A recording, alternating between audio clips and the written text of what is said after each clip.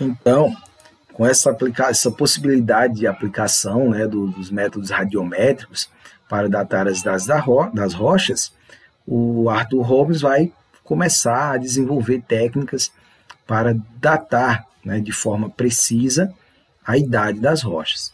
Então ele vai aplicar o seu método, né, nas amostras mais antigas que ele tinha no seu laboratório, e eu repito, como sabe que eram as amostras mais antigas? Devido ao princípio da sobreposição de camadas, que também está no texto, né, que eu enviei para vocês bem no início da disciplina, com os princípios, né, da geologia. Então ele aplica esse método nessas rochas mais antigas que ele tinha no seu laboratório, isso lá em 1913, né? E ele vai descobrir que essas rochas mais antigas que ele tinha, né, utilizando o método radiométrico, que elas tinham 1,6 bilhões de anos, né? Então já era uma idade bem, eram rochas realmente antigas, né?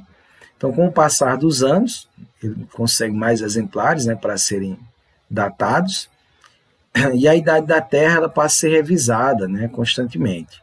Vocês devem lembrar que na aula passada a gente falou sobre alguns estudiosos que tentaram, né, datar a idade da Terra, inclusive alguns bem curiosos que davam dia, hora, né, momento exato de que a Terra foi criada, dia, mês e ano, né? Então houveram ao longo do tempo muitas tentativas de tentar,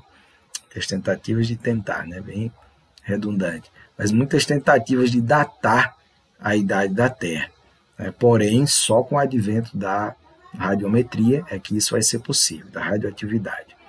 Então, curiosamente, na década de 20, né, os estudos do Holmes, a Terra já se tinha uma expectativa de que ela tinha aproximadamente 3 bilhões de anos. Então, lá na década de 20, né, do século passado, já se havia uma noção próxima do que seria hoje a idade da Terra aceita, né, pela comunidade científica. Então, já se estabelecia aí em torno de 3 bilhões de anos, né? Então, não está tão longe do que a gente descobriria hoje. Claro que se nós pensarmos a década de 20, a tecnologia, por exemplo, para escavação, prospecção geológica, né, que são as escavações com brocas, com grandes dragas, enfim, grandes equipamentos tecnológicos, ela ainda era bem reduzida. Então, obviamente, com o passar dos anos, se poderiam conseguir amostras de rochas mais antigas e elas poderiam ser datadas alterando a idade da Terra, e é o que vai acontecer, né?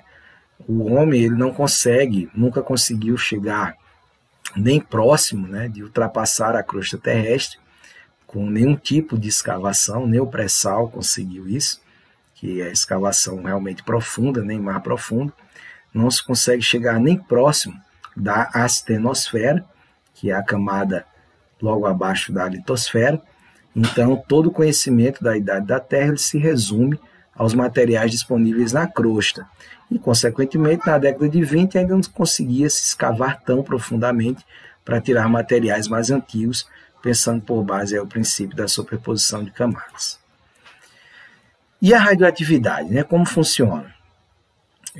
Eu não me aprofundarei, né, nas questões teóricas, até porque eu não sou químico, nem sou geoquímico, né, eu sou geógrafo, e o meu conhecimento sobre radioatividade limita-se aos conhecimentos ligados às explicações sobre mineralogia e geologia. Então, para quem tiver mais curiosidade, né, ou vocês como estudantes de biologia, podem se aprofundar um pouco mais na química, né, principalmente para trabalhar com mineralogia, e vão, consequentemente, aprender um pouco mais, né? Porém, aqui nós vamos passar para vocês o que é básico e que vocês, consequentemente, poderão passar para os alunos de vocês também, tá? Então, como funciona a radioatividade? Isso aqui está no material que eu já disponibilizei, né, em PDF, um texto, resumindo. Esse slide ainda está bem menor do que o texto, né? Eu consegui uma reduzida maior. Então, como funciona a radioatividade, né? Os isótopos são átomos com o mesmo número atômico. Aí vocês vão ter que recorrer aos estudos de química, né, elementar que vocês tiveram no ensino médio ou em disciplina já na graduação, tá? Ou pedir ajuda aos colegas que são formados em química, né? A turma de vocês tem uma colega que é química de formação, pode, consequentemente, ajudar vocês bem mais do que eu. Então, os isótopos, né, são átomos com o mesmo número atômico, porém com massas diferentes. Um isótopo, quando apresenta um núcleo atômico instável, começa a liberar partículas de radiação. É nesse sentido que a radiação vai ser descoberta, né? A radioatividade. Desse modo, ele decai para um outro átomo, que é chamado de átomo filho. Vou mostrar uma figura daqui a pouco, né? Vocês vão poder entender um pouco melhor. Mas esse exemplo ele já deixa um pouco claro. Se ele está perdendo, liberando partículas, obviamente, o seu número atômico ele vai decair, né?